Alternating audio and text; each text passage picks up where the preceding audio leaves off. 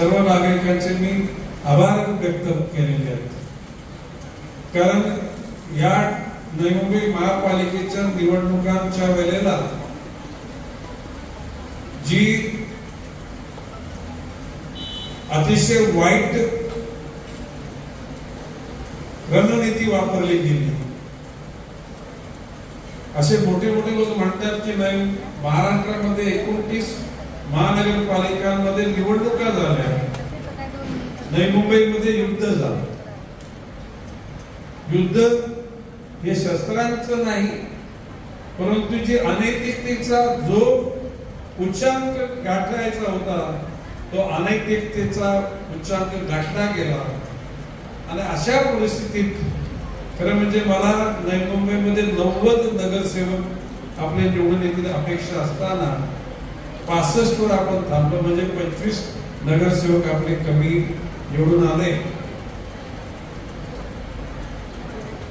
आणि खरोखरच निवडणुकीची प्रभाग रचना करताना ज्या पद्धतीनं कूटनीतीचा वापर केला गेला, संपूर्ण यंत्रणा करप्ट केली की करप्ट झाली मला माहित नाही, परंतु त्या लोकांना असं वाटत होतं की 20 नगरसेवक येतील. किती? तुम्ही चर्चा करा. दुःख आहे अजून छातीवरचं दुःख, दगड तो 200 किलोचा अजून उतरलेला नाही. परंतु नवी मुंबईच्या जनतेनं प्रत्येकाला आपली योग्य जागा दाखवली. आणि म्हणून नवी मुंबईच्या जनतेला मी हा जो विजय आपल्याला मिळाला तो नवी मुंबईच्या जनतेला आपण समर्पित केलेला आहे. हा विजय नवी मुंबईच्या जनते, सुजाण जनतेचा, जी जनता धर्म जात पंथ अशा परिस्थितीत राहू शकणार. पामिल्सला बघितलं की शांत वाटतं. कोणाची निर्मिती आहे? आपली निर्मिती आहे. आणि ह्या अशा परिस्थितीमध्ये गोरगरिबांची मुलं इंग्रजीमध्ये शिकली पाहिजेत. KG to PG, MCOM, MSc, MA पर्यंतची शिक्षण फुकट. आता विद्यार्थ्यांना पण आपण NMT मध्ये राहिले डिक्लेअर केलं 0. महिलांना आपण 50% दिलं. सिनियर सिटीजनना 60च्या वरच्या त्याला फुकट दिलं 65. अशी एकतरी महापालिका आहे का ज्याच्या परिवारामध्ये फुकट प्रवास मिळतो? आणि मी तुम्हाला अजून सांगतो की जसं 2000 साली मी बोलतो घरपट्टी पाणीपट्टी वाढणार नाही. 2020 ला तो कालखंड संपला. 5 वर्ष प्रशासकाने गेले, प्रशासकाला दम दिला, तुम्ही नाही वाढवायचं. आणि यावेळेला मी काय बोललो, पुढचे 20 वर्ष घरपट्टी पाणी सुटतात. राहिलेले प्रश्न जटिल असतात ते पण आपण सोडू. कधीही दुःखी राहू नका, निर्भयतेनं जगा. आत्महत्या कोणाला जर मार्क कमी पडले ना, रागवायची गरज नाही. का तर जवळ घ्या, तर तू का कमी मार्क्स पडले हे पण समजून घ्या. हा विषय कळला पाण्याचा. महाराष्ट्रामध्ये 24/7 पाणी देणारी महापालिका एकमेव नवी मुंबई आहे. जो पाण्याचा खपत 2036 साली व्हायला पाहिजे त्याची खपत म्हणजे त्याचा स्टॉक 2026 सालीच संपत आलेला आहे. मी विनम्रपणे सांगतोय, जर का मी आणि माझे सर्व सहकारी जागरूक नसतो तर 2-3 वर्षानंतर आपल्या शहरातल्या माता भगिनींना रात्री 3 वाजता पिंप, ड्रम, भांडी कुंडी, बादल्या घेऊन पाणी येण्याची वाट बघायला लागली असती. मी माननीय मुख्यमंत्री देवेंद्रजींना सांगितलं की जे नवी मुंबईच्या बाबतीत चालले ते योग्य नाही. नवी मुंबईला बारबी डॅमचे 35 MLD पाणी सँक्शन झाला, पाण्याचा थेंब नाही मिळाला. परंतु त्या अनुषंगानं 62 कर्मचारी पहिल्या दिवसापासून परमनंट झाले. परमनंट झाले. बारबी डॅमच्या लोकांना पुनर्वसन त्यांचं नोकरी मिळाली. आम्हाला दुःख नाही, परंतु ज्या बदल्यामध्ये मिळालं ती पाणी मिळालंच. मंत्री मोदयांना सांगितलं मी माझा एखादी क्रोध अनावर होईल. त्या ठिकाणी पूर्वीच्या काही प्रशासक असलेल्या आयुक्तांनी बऱ्याच नवी मुंबईच्या बाहेरच्या लोकांना पाणी अगोदरच दिलेलं आहे. खारगावला दिलं, पनवेलला दिलं. आता दिलं ते परत काढायची आमची इच्छा नाहीये, परंतु ज्या नवी मुंबईच्या जनतेला एवढा उरावर त्यावेळेचे 500 कोटीचा कर्जाचा भार घेतला, ही नवी मुंबईची जनता जर पाण्याशिवाय धडपडली तर हा गणेश नाईक रस्त्यावर उतरेल. दाबली पनवेल जिल्ह्यामध्ये, पण रायगड जिल्ह्यामध्ये पनवेल, पेण आणि अलिबाग इथे 4,000 एकर 50,000 कोटीची अशीच प्रॉपर्टी कोणाकडे घशात टाकण्याचा प्रयत्न केला होता. गणेश नाईकने त्याला लॉक केला. या लोकांनी महाराष्ट्र 10 वर्ष मागे नेला. बिल्डरच्या नांदी लागून पुराणामध्ये आपण बकासूर कुठे नाव ऐकलंय? पुराणामध्ये आहे ना, भस्मासूर, ढोंगी. माझं म्हणणे, माझं कुठल्या व्यक्तीशी वाद नाही. जर एखाद्या जनतेला टिकीट फॉर ग्रांटेड जनता सहन करेल अशा प्रकारची समजूत करून कोणी जर ते नाटक करेल तर त्याच्या नाटकाचा तमाशा कसा आहे लोकांना दाखवायचं काम गणेश नाईक. म्हणजे मी रिडेव्हलपमेंटवर बोललो, पाण्यावर बोललो. नवी मुंबईच्या शिक्षणामध्ये नवी मुंबई ही पहिली महापालिका आहे की ज्या ठिकाणी प्रत्येक शाळेमध्ये नर्सरी इंग्रजीमध्ये सुरू केलेली आहे. मराठी सक्तीची, मराठी प्रत्येक ज्या बाहेरच्या खाजगी शाळा आहेत त्यांना सुद्धा मराठी विषय सक्तीचा करायला सांगितलेला आहे. भविष्यकाल आपला निश्चितपणे चांगला आहे, परंतु आपण जागृत राहिलं पाहिजे. तुम्ही जागृत राहिल्यामुळे ही महापालिका चांगल्या विचाराच्या लोकांबरोबर, ही नगरसेवक चांगले यांच्याकडे आली, जर का दुसऱ्या अंधधुंद करणाऱ्या लोकांच्याकडे गेली असती तर आजच तुम्ही वाशीला जा, त्या सेक्टर 9 मध्ये जरा ते बिल्डिंग बघा आणि जरा नजर लावा, तिथली ट्रॅफिक काय परिस्थिती बघा. आज सुद्धा संध्याकाळी 5 वाजले का ठाणे बेलापूर रोड जाम होतो की नाही होतो? आज जी परिस्थिती पुढे कशी परिस्थिती राहील मी त्याच्याविषयी खोलवर बोलू शकत नाही, कारण त्या गोष्टीला माझा पाठिंबा नाही. परंतु गरजेनुसार जे काय घडेल, परंतु जुलमाना कोणी जर कोणाला दादागिरी करून जर का कोणाला हात पाडेल की ह्या अमुकच बिल्डरला द्या, तमुकच बिल्डर, तुम्ही तक्रार माझ्याकडे करा. अशा कुठल्या बिल्डरची दादागिरी ऐकली जाणार नाही.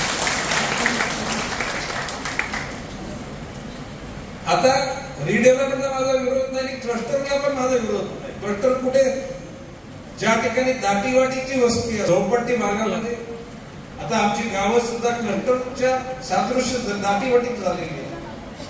तिथे क्लस्टर सुद्धा या नालायक लोकांनी अशा प्रकारची रचना केलेली आहे की 4 FSI मध्ये सगळं भागतंय, परंतु त्या बिल्डरच्या घशात खिच्यात 3 FSI चे पैसे घालण्याचा त्यांचा घाट आहे. तुम्हाला पट्ट काय? आणि म्हणून क्लस्टरला माझा कॉलनीमध्ये क्लस्टर नाही पाहिजे. कॉलनीमध्ये रिडेव्हलपमेंट शक्यतो दुकानाविकांमधून आलेला पैसा वापरून जी लोक त्यांना जास्त पैसा द्या. मोकळी हवा, शुद्ध हवा, मलनिस्सरण, स्ट्रॉंग वॉटर ड्रेन म्हणजे पावसाने जाणारं पाणी, मिळणारं पाणी, गॅसच्या लाईन, कार पार्किंग, या गोष्टी या क्लस्टर मध्ये फक्त 100 पैकी 8 लोकांना फक्त कार पार्किंग मिळणार आहे. मग राहिलेले 82 लोक कुठे धावेत का कार पार्किंग करायची? म्हणून मी बोललेलो आहे तर या महासभेमध्ये 10 तारखेला सकाळी पासून संध्याकाळपर्यंत टोटली हजर राहायचे सगळ्यांना. बिबट निघणारच आहे. सागर नाईक सभागृह येतात म्हणून त्या ठिकाणी प्रश्न उपस्थित करणार, त्याची उत्तर आयुक्त किंवा आयुक्तांच्याकडे प्रतिनिधी देईल. आणि टोटल बोगसगिरी आहे. कॉलनीमध्ये क्लस्टर, अरे 20 वर्षांमध्ये ते शिवकली बांधलेल्या कॉलन्या जर त्याला आपण काय अति धोकादायक होणार असतील मग सिडकोवर प्रश्न उपस्थित होतो. सिडकोचे इंजिनियर काय झोपले होते का?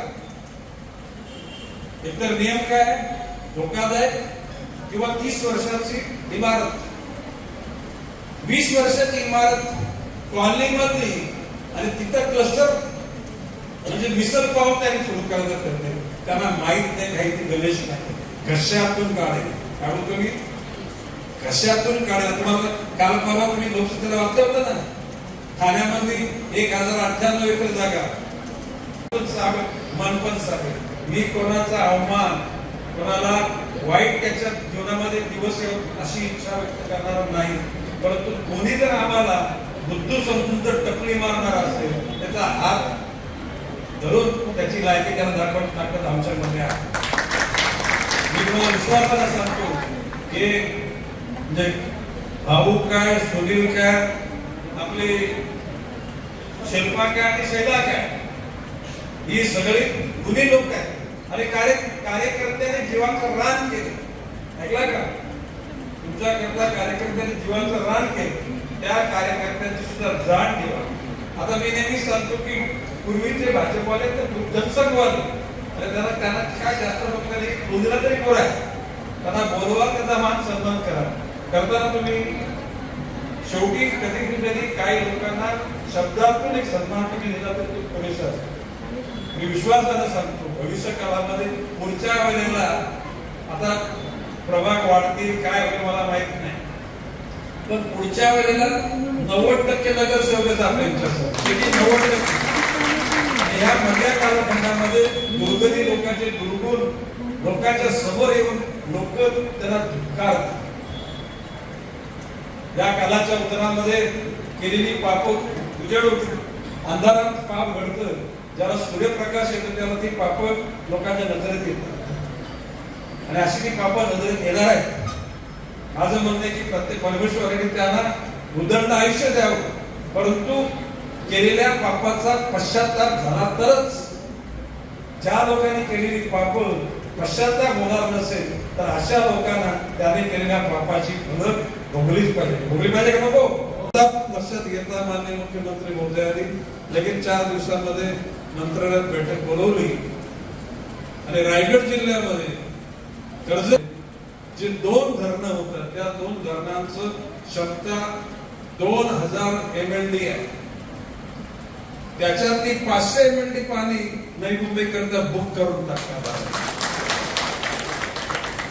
जर का रिसर्च पद्धतीने जर काम झालं तर पाण्यासाठी कोणाकडे नवी मुंबई महानगरपालिका सर्व नगरसेवक आपल्या अतिशय चांगलं काम करतात. महाराष्ट्रातल्या 29 महानगरपालिकेच्या तुलनेमध्ये नवी मुंबईतले आपले नगरसेवक आपले पदाधिकारी टू द पॉइंट काम करत आहेत. काही लोक परेशान आहेत. सुनील परेशान आहेत ना भाऊ, शिल्पा बेचैन आहेत ना काही लोक आहेत. कारण का मी त्यांना सांगितले सगळ्यांना कोणाला आरे तुरे कार्य करायचं नाही. मान सन्मान सगळ्यांचा ठेवा.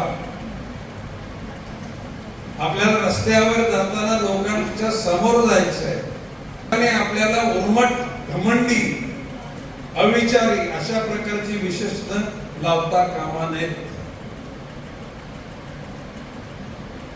युनिफाईड DCR, आता तो युनिफाईड DCR तुमच्यापैकी पूर्वी मुंबईमध्ये एक FSI होता, म्हणजे 50 बाय 50 जर प्लॉट असेल तर 25 बाय 25च्या ग्राउंड +1 याच्या पलीकडे बांधकाम होत नव्हतं.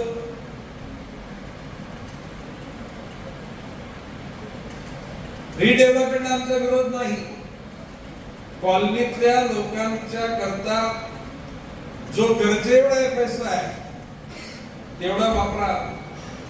कोणीतरी बोलले की गणेश नाईक यांच्या नेतृत्वाखाली भरत नकातेने सेक्टर 1 मध्ये गणेश टावर बांधला. गणेश टावर मध्ये एकही भाडेकरू एक्स्ट्रा नाही आला. त्या खाली दुकानं बांधली, त्या दुकानातून आलेल्या पैशातून गणेश टावर बांधला. ज्यांची गरज छोटी होती त्यांना तिप्पट आकाराची गरज दिली. अशा प्रकारच्या जास्त FSI जरी टावर मध्ये राहायला गेले तरी पगाराची किंवा इन्कम वाढले का? इन्कम ते करणार आहे. आणि म्हणून न गळणारी घर, न झिरपणारी घर, कमीत कमी 100 वर्ष टिकणारी घर. आता जो कोणी PMC प्रोजेक्ट मॅनेजमेंट कन्सल्टन्सी असेल, ज्या कुठल्या विकासकाला ती दिली जाईल त्या विकासकाच्या कडून कॉर्पस फंड म्हणजे जिन्यातल्या लाईटचे बल्बचं बिल, लिफ्टचं बिल, झाडवाल्यांचा पगार, वॉचमनचा पगार, माळ्याचा पगार आणि कधीतरी 4-5 वर्षांनी रंगरंगोटी करतात पैसे, हे एवढे कॉर्पस मधून मिळायला पाहिजेत आणि त्याच्यामध्ये वावग नाही.